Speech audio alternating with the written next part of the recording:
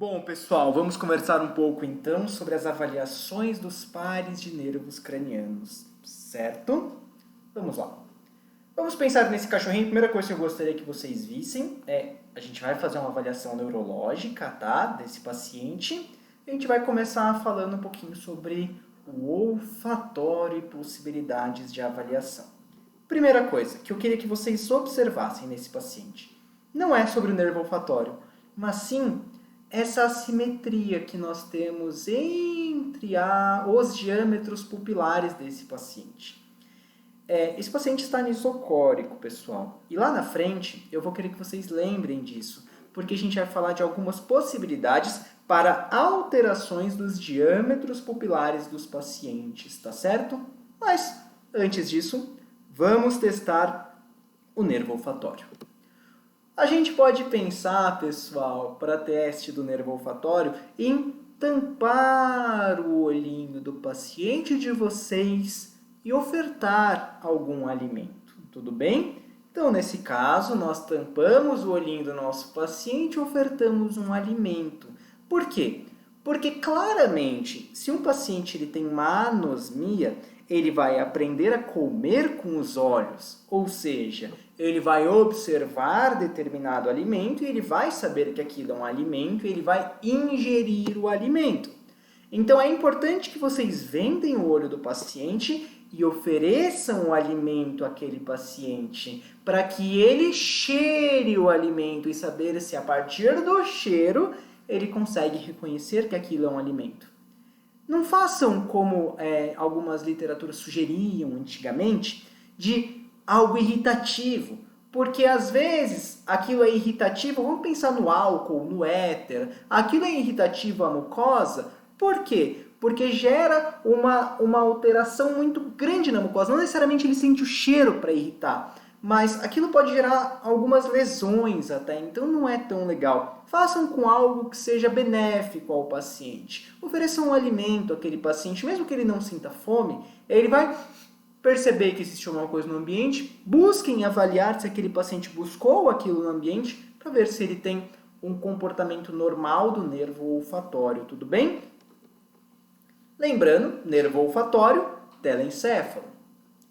Próximo nervo, pessoal, é importante que vocês avaliem o nervo óptico. A avaliação do nervo óptico ela é bastante complexa. Por quê? Primeiro, nervo óptico ele é um nervo sensitivo. E ele começa a sua sensibilidade logo ali, já no próprio olho. Ele tem que interpretar aquela visão. Ele tem que interpretar o tipo de sensibilidade que você está tendo. Então, se você tiver uma lesão ocular, você vai ter uma alteração na passagem da informação óptica. Muitas vezes, aquela informação, inclusive, ela não chega ao nervo óptico, tudo bem? Então, você tem que entender todo o trajeto. Mas, para avaliação do nervo óptico, você vai colocar alguns objetos luminosos no olho do paciente. Você tampa um olho e avalia se você tem contração pupilar. Então, a partir do momento que você coloca o seu paciente no ambiente escuro, você espera que haja aumento do diâmetro pupilar, ou seja, midríase. A partir do momento que você, nesse ambiente escuro, jogue uma luz no olho desse paciente, você espera que essa midríase reduza e aquele paciente evolua para uma miose, tudo bem? Só que, pessoal, existe um cruzamento no trato óptico, certo? Então, quando você fizer isso, quando você estimular um lado, você espera que exista uma contração consensual do outro lado, ou seja, você espera que exista uma resposta pupilar consensual. A partir do momento que você tem uma miose desse lado, o outro lado você espera que, se o trato óptico estiver normal, que haja uma contração do olhinho contralateral. Então, você sempre testa os dois lados, tudo bem? Aí você começa a observar que a partir do momento que você faz o estímulo de um lado, a região da íris vai receber aquele estímulo, vai passar todo aquele estímulo pelo trato óptico, e a partir do trato óptico, principalmente na região da área pré-tectal e do núcleo de Edinger, você vai ter uma resposta, ou seja, uma resposta sensitiva inicial vindo para o nervo óptico. Essa resposta ela vai ser interpretada e essa interpretação vai chegar nos núcleos do nervo oculomotor.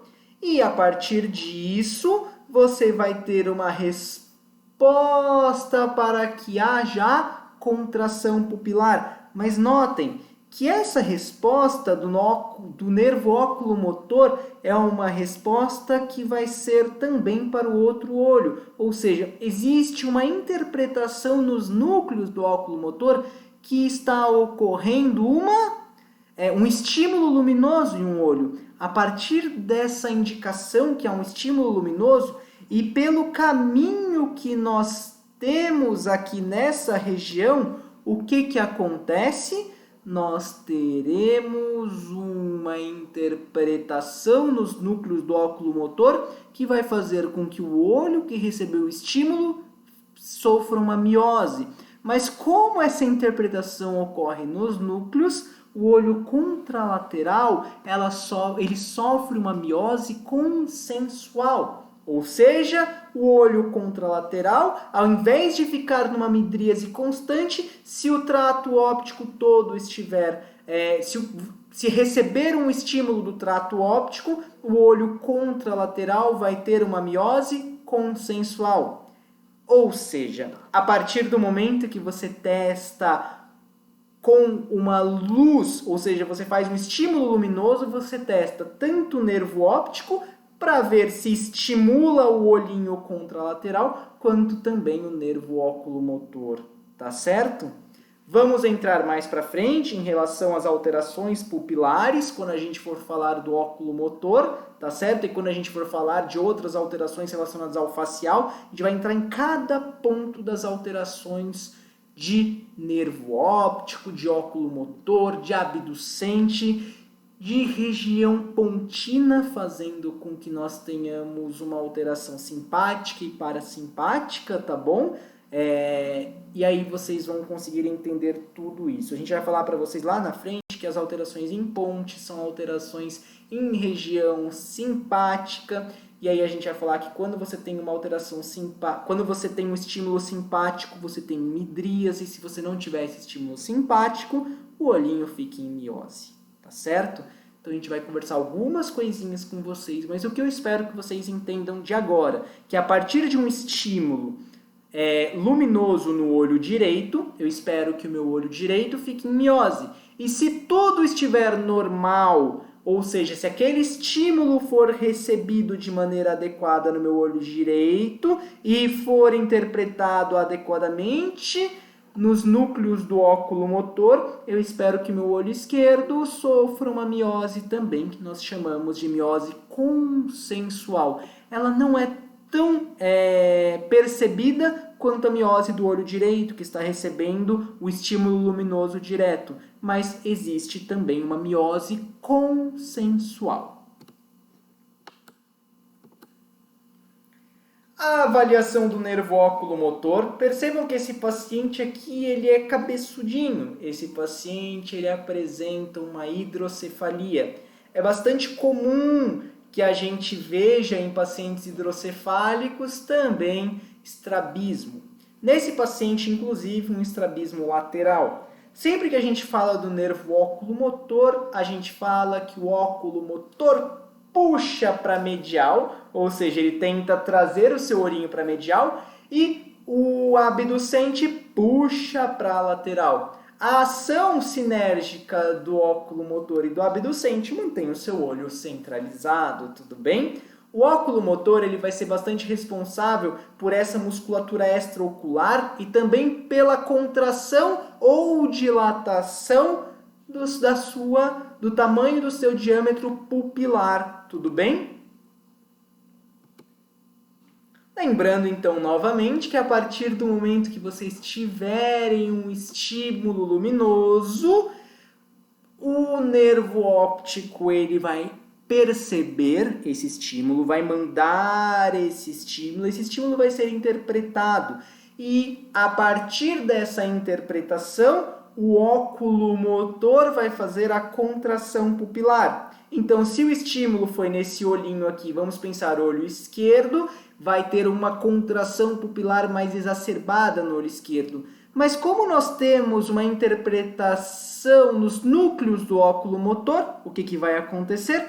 Nós teremos uma contração pupilar também do olhinho direito, uma contração pupilar consensual. Tá certo? Esse paciente ele tem um tipo específico de lesão em que ele apresenta uma enoftalmia, protrusão palpebral, ele apresenta também prolapso da terceira pálpebra e esse paciente apresenta uma leve assimetria facial. Esse paciente ele apresenta uma síndrome que nós chamamos de síndrome de Horner. E nós vamos conversar com vocês sobre a avaliação neurológica na síndrome de Horner no próximo vídeo.